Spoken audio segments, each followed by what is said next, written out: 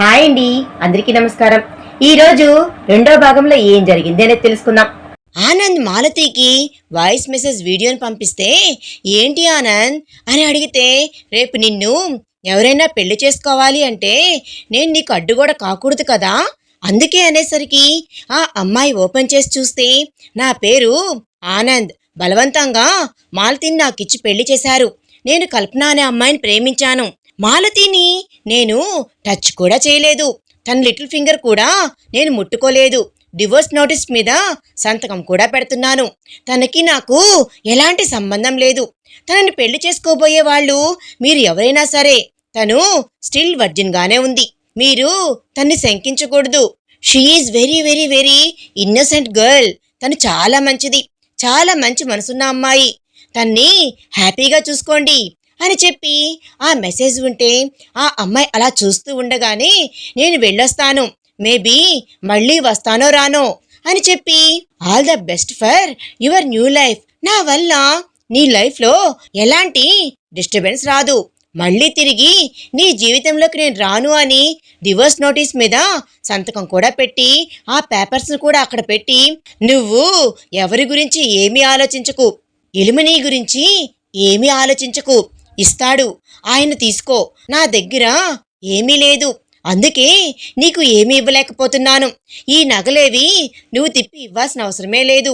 మా అమ్మ దగ్గర ఇలాంటి నగలు ఇంకా బోలెడన్ని వార్డ్రోబ్ నిండా ఉన్నాయి అని చెప్పి అక్కడి నుండి బ్యాగ్ తీసుకొని కిందకు వచ్చి ఆ అమ్మాయి పైనుంచి బాల్కనీలో నుండి చూస్తూ ఉండగానే గేట్ దాకా వెళ్ళి వెనక్కి తిరిగి బాయని ఆ అమ్మాయికి చెయ్యి ఊపుతూ అక్కడి నుండి చీకట్లో కలిసిపోయాడు ఆనంద్. ఆ అమ్మాయి వచ్చి అలా మంచం మీద కూర్చొని ఆ మెసేజ్ చూసుకుంటూ, పెళ్ళైనప్పుడు ఆ పెళ్లి ఫోటోలు కొన్ని అమ్మాయి ఫోన్లో కూడా తీయించుకుంటే ఆ ఫోటోలన్నీ చూస్తూ అలా అమ్మాయి కళ్ళలో నుంచి తెలియకుండానే కారిపోతూ ఉన్నాయి కన్నీళ్లు. వెళ్ళాడు, ఏమవుద్దో ఏంటో అనే కంగారులో ఎవరికైనా ఏం నిద్ర పట్టుద్ది అని అలా మంచం మీద కూర్చుని ఉంటే, వెళ్ళిన ఆనంద్ కాస్త డైరెక్ట్గా కల్పన వాళ్ళ ఇంటి దగ్గరికి వెళ్ళి రచ్చరచ్చ చేశాడు.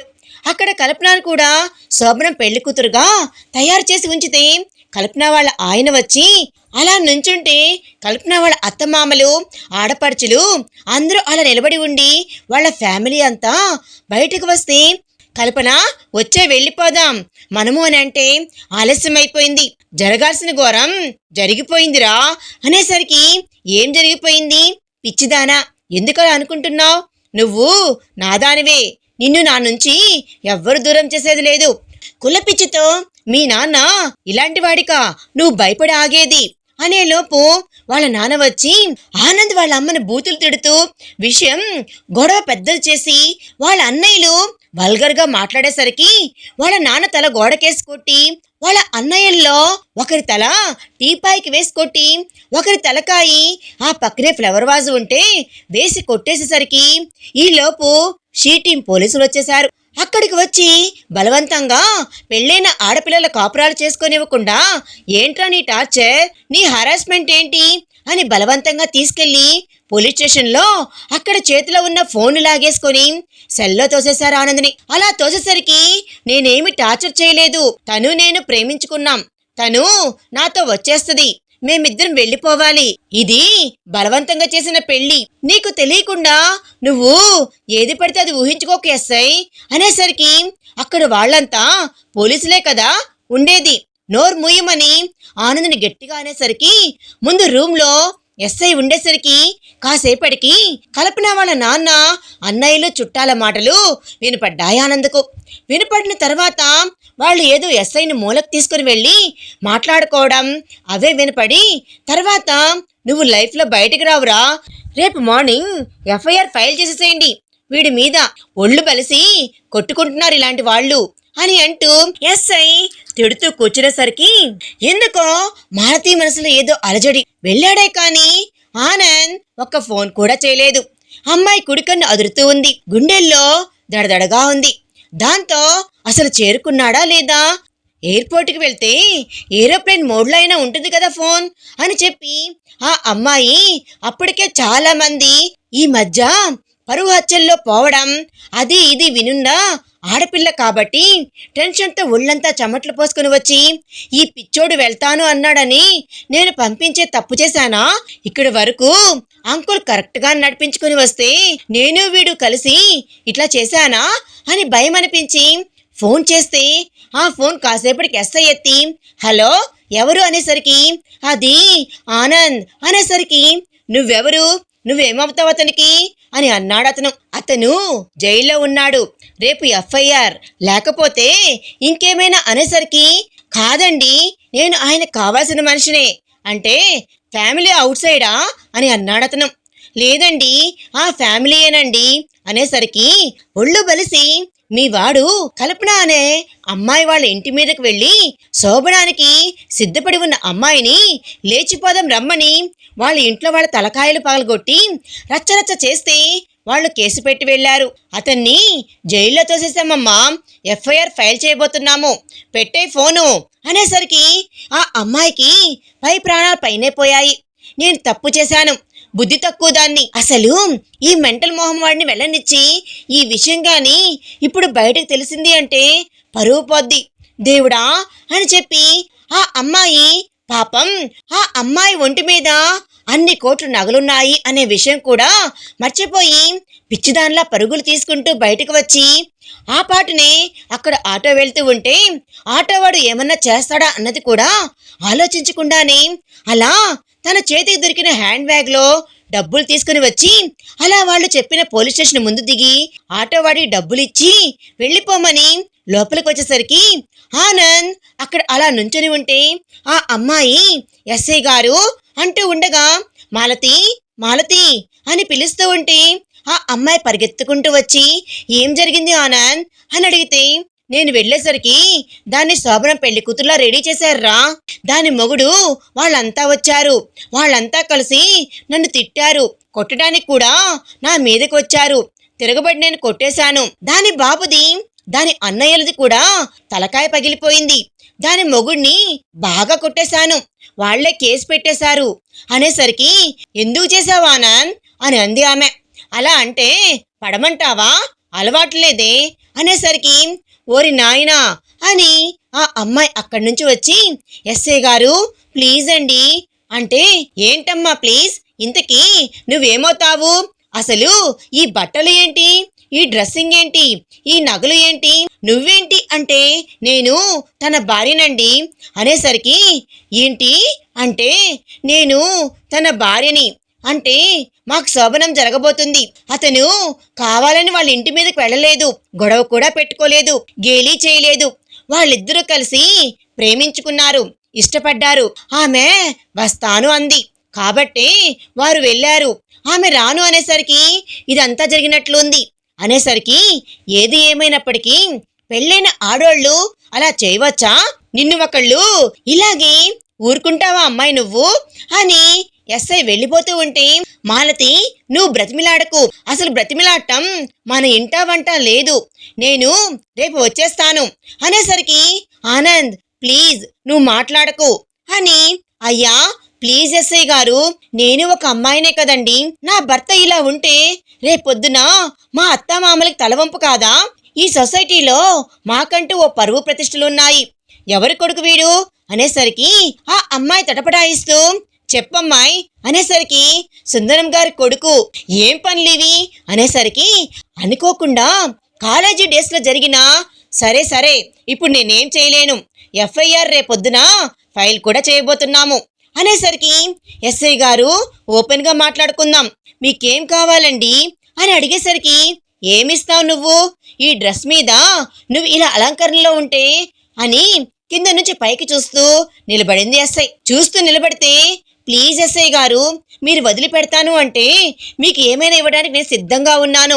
అదేం కుదరదులే అమ్మా వెళ్ళు వెళ్ళు అనేసరికి కాళ్ళు పట్టుకుంది మాలతి. అలా ఒక్కసారిగా గుండెల్లో ఎవరో శూలంతో పొడిచినట్లుగా అనిపించి మాలతి లే నువ్వు కాళ్ళు పట్టుకోవడమేంటి అని ఎంతైనా తన కోసం పైకి ఎక్కేయగలదు గాని కల్పన ఏ రోజు తన కోసం దిగలేదు, దిగజారిపోయిన మనిషి కాదు మాలతి, ఆత్మాభిమానం ఉన్న అమ్మాయి, అలాంటిది తను ఇంటి మనిషి, తన ఫ్యామిలీ, తను తాళి కట్టిన తన భార్య, తన ఇల్లాలు.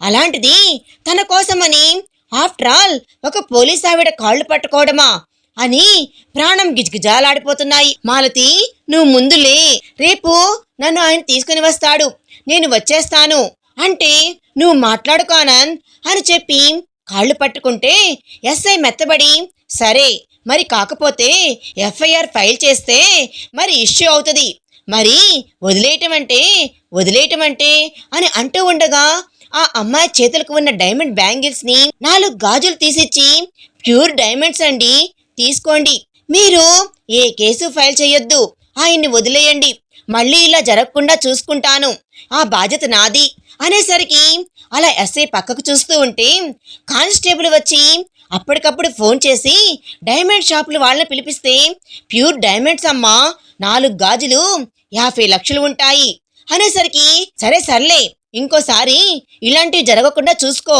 ఊరుకోను, ఇదిగో అబ్బాయి ఇక్కడ సంతకం పెట్టి ఇంకెప్పుడు ఇలా చేయనని చెప్పి రాసి ఇచ్చి వెళ్ళు అని అనేసరికి వచ్చి, ఆనంద్ రాసి వెళ్ళిపోదాము అని అలా పక్క నుంచుంది మాలతి.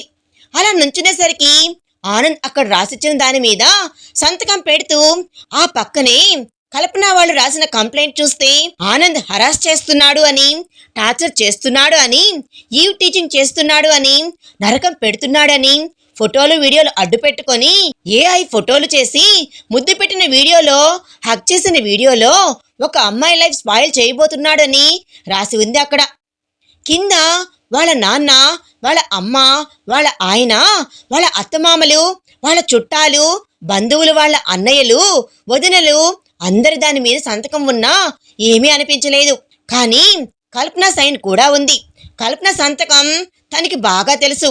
కల్పన నా మీద కంప్లైంట్ ఇస్తూ సైన్ చేసిందా అని అలా చూస్తే, ఆనంద్ పెట్టబోయే సంతకం త్వరగా, మేము వెళ్ళొద్దా, ఈ జాతర సరిపోతుంది మాకు అనేసరికి పెడుతున్నాను అని సంతకం పెట్టాక ఫోన్ చేతికి ఇచ్చారు పోలీస్ వాళ్ళు. ఎలా వచ్చావు, పద కారులో వెళ్దాము అంటే, నేను కారులో రాలేదు, మరి నాకు కార్ డ్రైవింగ్ రాదు కదా, ఆటోలో వచ్చాను. ఇన్ని నగలేసుకుని ఆటోలో వచ్చావా, ఏమో నీకు అలా అయ్యింది అనేపాటికి కాలు చెయ్యి ఆడలేదు, ప్రాణం గిజగిజాలాడిపోయింది అనేసరికి ఆ అమ్మాయి వైపు అలా చూస్తే అర్థమైపోయింది. ఆ అమ్మాయి అమ్మాయికి రాలు అని, ఎవరు ఏం చెప్పినా నమ్మద్దు అని, ఆ అమ్మాయి తనకు కావాల్సిన వాళ్ళ కోసం వాళ్ళు ఏం కావాలి అన్నా ఇచ్చుద్దని కాబట్టే తను చెప్పిన మాటలు కళ్ళబొల్లి మాటలు కావచ్చు, అబద్ధాలు కావచ్చు, ఆ అమ్మాయి అంటే ఇష్టం లేక చెప్పిన మాటలు కావచ్చు, అవన్నీ ఆలోచించకుండా తన్ని బయటకు వదిలిపెట్టింది ఆమె.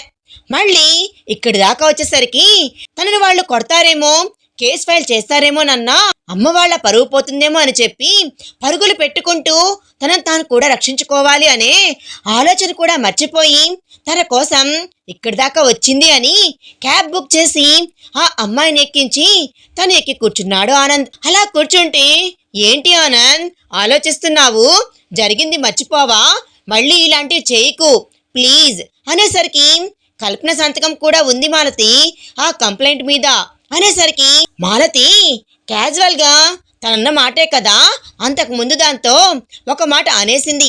వాళ్ళ నాన్న బలవంతంగా పెట్టించాడేమోలే ఆనంద్, వాళ్ళ నాన్న అంటే కల్పనకు భయం కదా అన్న. ఎందుకో ఆనంద్ మనసులో ఏవో అనుమానాలు, ఆలోచనలు. దాంతో ఎవరూ చూడకుండా ఇంట్లోకి వెళ్తూ ఉంటే కొందరు చూసేసరికి, నాకు ఆయనకి కపుల్ గోల్స్, అలా బయటకు వాక్ వెళ్ళి రావాలి అని వెళ్ళొచ్చాము, అలా పానీపూరి ఐస్ క్రీమ్ తినొద్దాము అని వెళ్ళాము అని చెప్పి లోపలికి తీసుకుని వెళ్ళి, అమ్మయ్యా అని ఆ అమ్మాయి అలా కూర్చొని ఉంటే, అలసిపోయావురా, నా కోసం చాలాసేపు ఫ్రెష్ అయ్యి రెస్ట్ తీసుకో అనేసరికి, బ్యాంగిల్ సంగతి ఏమని చెప్పాలా ఆంటీకి అని, పర్వాలేదులే పోయాయి అని చెప్పు, అయినా అమ్మ అస్సలు అడగదు, ఆ నగలు నీకనే ఇచ్చేసింది కదా, లోపల పెట్టేసుకో అన్నాక ఆ అమ్మాయి అవన్నీ తీసి ఫ్రెష్ అయ్యి నైట్ డ్రెస్ వేసుకుని వచ్చి, ఆనంద్ కొట్టారా, నిన్ను చేయి చేసుకున్నారా అని అడిగితే, పోలీసులేమీ కొట్టలేదులే. అక్కడ గొడవ జరిగింది అంటే ఫస్ట్ ఎయిడ్ బాక్స్ తెచ్చి ఆ అమ్మాయి ఫస్ట్ ఎయిడ్ చేసి జ్యూస్ తాగడానికి ఇచ్చి బట్టలు మార్చుకోమని ఫ్రెష్ అయ్యి రమ్మని ఆ తర్వాత ప్రశాంతంగా పడుకో ఆనంద్. ఇంకా నువ్వు ఏది ఆలోచించవద్దు, ఏ పిచ్చి పనులు చేయకు ప్లీజ్ అని ఆ అమ్మాయి అలా పడుకొని ఉంటే తన కళ్ళు మాత్రం ఎర్రగా అయిపోయినాయి. ఏవో ఆలోచనలు సుడిగుండాల్లా తిరుగుతూ ఉన్నాయి. ఆ తర్వాత 2 రోజులు మౌనంగా గడిచిపోయినాయి. ఆ తర్వాత సుందరం ఆనంద్ దగ్గరికి వచ్చి, ఆనంద్, నేనేం చేసినా నీ మంచి కోసమే. నీకెప్పుడు ది బెస్ట్ ఇవ్వాలి అనుకున్నాను. మాలతి ది బెస్ట్ అని నా నమ్మకం. నేను నీకెప్పుడు గొప్ప లైఫే ఇవ్వాలి అనుకుంటున్నాను. తనని తీసుకొని హనీమూన్కి వెళ్ళు.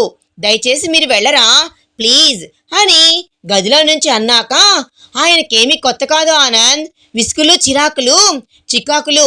దాంతో హనీమూన్ టిక్కెట్లు ఇస్తే తీసుకొని ఆ అమ్మాయికి కాస్త ప్రైవసీ ఉంటేనన్నా మాట్లాడి ప్రశాంత పరచొచ్చు అని వెళ్తే అక్కడికి వెళ్ళగానే అంతకు ముందు కాస్త ఆనంద్కి అప్పుడప్పుడు ఎప్పుడన్నా 1 or 2 పెగ్స్ పార్టీల్లో, ఫంక్షన్లో, పబ్బుల్లో తాగుతాడు. కాబట్టి అలా తాగడం ఎప్పుడైనా సరదాగా బాగా చలిగా ఉండి వర్షం పడితేనో 1-2 సిగరెట్లు తాగటం అతనికి అలవాటు. కానీ అక్కడికి వెళ్ళిన తర్వాత ఈ బ్రేకప్ టైంలో బ్రెయిన్ పనిచేయగా ఎలా తాగుతున్నాడు అంటే సిగరెట్ కన్ఫామ్ గా వీడికి లంగ్స్ కుట్టేస్తాయి అని అనుకుంది మాలతి. ఆ విధంగా సిగరెట్ చివరితో ఇంకో సిగరెట్ అంటిస్తూ గదంతా పొగలు కమ్మేసి దగ్గు వస్తుంది అని చెప్తే ఆపుతాడేమో అనుకున్నాను. వెళ్ళి బాల్కనీలో తాగటం మొదలుపెట్టాడు. ఎక్కడ చూసినా కుప్పల సిగరెట్లు ఒకవైపున, మందు బాటిల్స్ మీద బాటిల్స్. ఆ అమ్మాయి ఆపుతున్న ఆగకుండా ఆ అమ్మాయిని పట్టుకొని ఒళ్ళో పడుకొని చిన్న పిల్లాళ్ళ ఏడ్చి తిండి తినకుండా పోతాడేమోనని ఆ మత్తులోనే ఆ అమ్మాయి పెరుగన్నం కలిపెట్టింది. అది వామిటింగ్ కూడా అవడంతో అయినా సరే తాగటం, వర్షంలో తడిచిపోవటం, ఆ అమ్మాయి బ్రతిమిలాడిన వినకపోవడం, ఇలా 1 రోజు కాదు, 2 రోజులు కాదు, 15 రోజులు ఆ హనీమూన్లో పిచ్చోడిలాగా పిచ్చెక్కినట్లు తాగడం, ఏడవటం, అరవటం, గోల చేయడం, తనని తాను గాయపరుచుకోవడం, పెద్దగా కేకలు వేయటం, రప్స్ అయితే చేస్తారో అబ్బాయిల్లో ఆ మొత్తం చేసుకొచ్చాడు ఆనంద్. ఆ అమ్మాయి భరించింది, సహించింది, సహనంతో ఓర్పుతో నెట్టుకొచ్చింది. ఇక ఇంకొక 2 రోజుల్లో వెళ్ళిపోవాలి వీళ్ళు. దాంతో ఒకరోజు ఆనంద్ తాగబోతుంటే, నేను చెప్పేది ఒకసారి వింటావా ఆనంద్ అనేసరికి, ఏంటి అనంటే, నేను నీ కోసం నువ్వు అడిగింది ఇచ్చాను, మరి నా కోసం నేను అడిగింది ఇస్తావా అనేసరికి, ఏంటి అని అన్నాడు అతను. కొంపతీసి ఇక్కడికి మనం ఎందుకు వచ్చాం అని అడిగేసరికి హనీమూన్కి అంటే అన్నీ మర్చిపోయి తనతో క్లోజ్ అవ్వమంటదా అని అన్నీ కట్టి కబ్బోర్డ్లో పాడై న్యూ లైఫ్ని స్టార్ట్ చేద్దామని అంటదా అని ఆ అమ్మాయి వైపు అలా చూసేసరికి చేయి తీసుకొని తల మీద పెట్టి ఆ అమ్మాయి నా మీద ఒట్టేసి, నేను చచ్చినంత ఒట్టు పెట్టు ఆనంద్, అది పెట్టి నువ్వు ఇమిడియట్ గా ఆ స్మోకింగ్ మానేయాలి, అలాగే నువ్వు ఆ డ్రింక్ చేయడం కూడా ఆపేసేయాలి ఆనంద్. ఇంక నువ్వు ఇంటికి వెళ్ళిన తర్వాత నార్మల్గా ఉండకపోతే అస్సలు ఊరుకోను అని ఆ అమ్మాయి చెప్పేసి లోపలికి వెళ్ళిపోయేసరికి తాగే బాటిల్స్ ని అక్కడి నుంచి తీసేయించి ఆ సిగరెట్ పెట్టెలు పక్కకు విసిరేసి, అసలు తను ఎక్స్పెక్ట్ చేసింది వేరు, ఆ అమ్మాయి అడిగింది వేరు. దాంతో ఇంటికి వచ్చారు ఇద్దరు. ఇంటికి వచ్చిన తర్వాత ఇద్దరు ఆఫీస్కి రావచ్చుగా అని అంటే, నాకు రావాలని లేదు అనేసరికి ఆయన ఏమీ మాట్లాడలేదు. ఇంత దాంట్లో ఆ అమ్మాయికి లైఫ్ ఏంటో అర్థం కావటమే లేదు. ఆనంద్ తాగటం లేదు, స్మోక్ చేయటము లేదు, కానీ మౌనం. ఇది ఇంకో నరకం. తిండి తినడం, మనిషి సరిగ్గా మనుషులతో మాట్లాడటం, 24 గంటలు టెర్రస్ మీద నుంచొని ఫోటోలు చూసుకోవడం, లేదంటే అలా నిద్ర లేకుండా కూర్చోవడం, బాల్కనీలో అలా నిలబడిపోవడం, ఆ అమ్మాయి మెడలో తాళి ఆ అమ్మాయి ఎందుకు మోస్తుందో కూడా అర్థం కాని పరిస్థితి. ఈలోపు మెడలో తాళి మార్చి బంగారు గొలుసు వేశాడు. నల్ల పూసలు తీసి వేరే నల్ల పూసల గొలుసు వేసి కాళ్ళకి ఆ మెట్టలు తీసి ఇంకో మెట్టలు కూడా పెట్టేశాడు. రోజులు ఇలా జరిగిపోతూ ఉన్నాయి. గుడికి వెళ్ళి వస్తూ ఉంది. పూజ గదిలో కూర్చుంటుంది.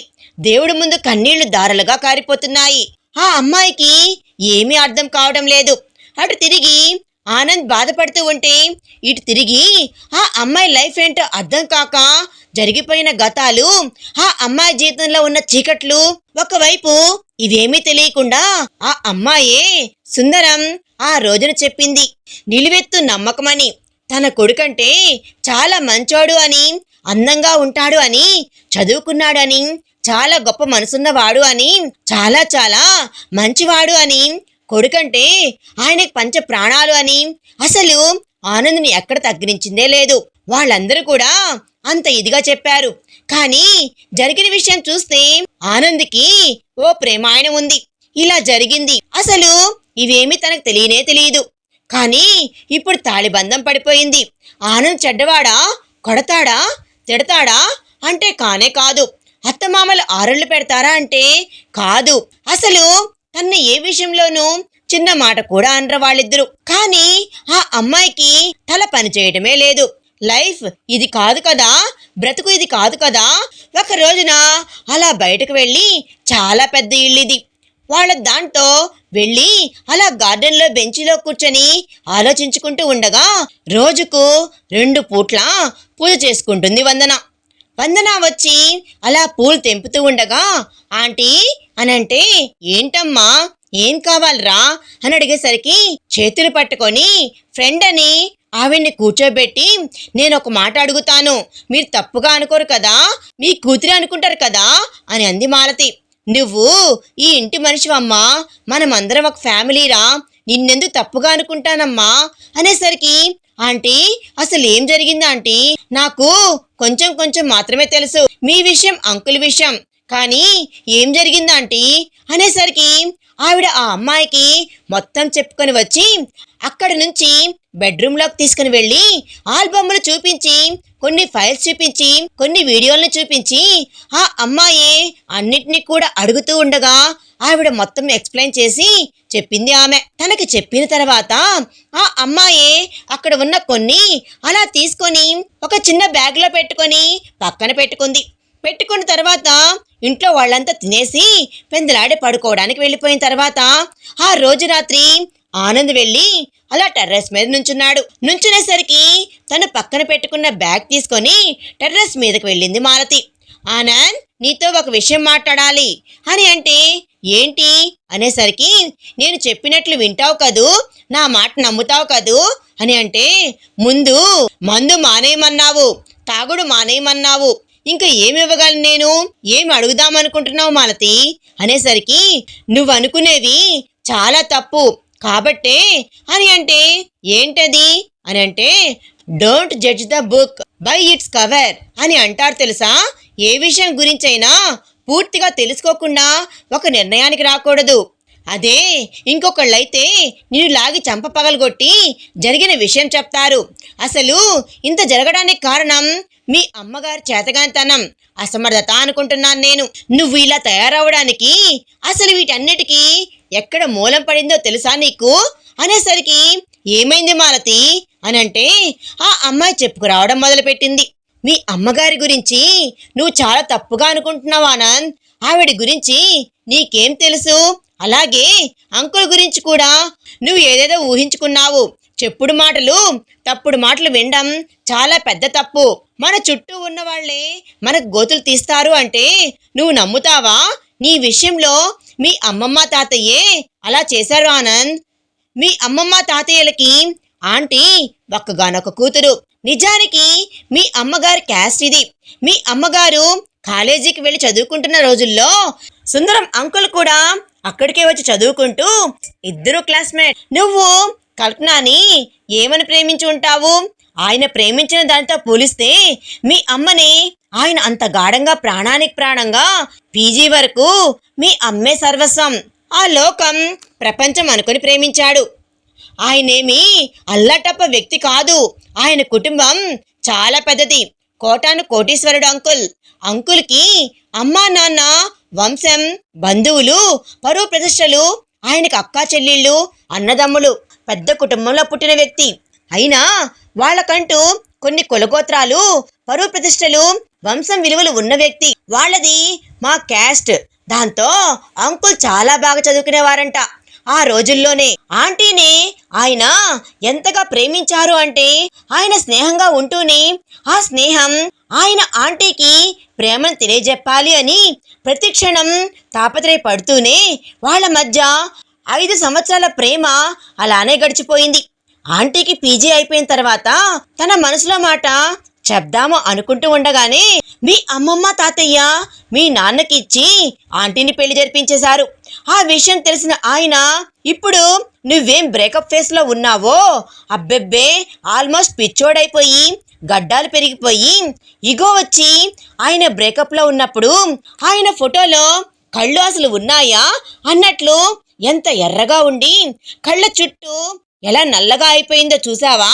జుట్టు పెరిగిపోయి అంకుల్ ఎంత స్మార్ట్ గా ఉంటారో, హ్యాండ్సమ్ గా కూడా ఉంటారు. నీకు తెలుసా, ఇప్పటికీ నీ అంత కొడుకు ఉన్నాడు అంటే, ఉన్నాడా మహా ఓ ఫస్ట్ క్లాస్ సెకండ్ క్లాస్ పిల్లాడై ఉంటాడేమో అని అనుకుంటారందరూ. ఇంకా ఆంటీయే అంకుల్ కన్నా అంత ఇదిగా ఏమీ ఉండరు. అంత హ్యాండ్సమ్ గా స్మార్ట్ గా ఉంటారు ఆయన. ఈ రోజు కూడా ఆయన నిజం చెప్పాలి అంటే, ఈ రోజుకి కూడా జాగింగ్, జిమ్, ఫుడ్ హ్యాబిట్స్ నీతో పోలిస్తే చాలా బెటర్గానే ఉంటాడు ఆయన. అలాంటి వ్యక్తి ఎలా అయిపోయాడో చూసావా? మీ అమ్మకి మీ నాన్నకి ఇచ్చి పెళ్లి చేశారు. అలాంటి వ్యక్తి ఎలా అయిపోయాడో చూసావా?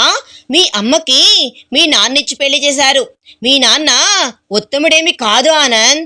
నువ్వు ఈ జనరేషన్లో పుట్టిన మగపిల్లాడివే కదా, ఓపెన్గా మాట్లాడుకుందాం.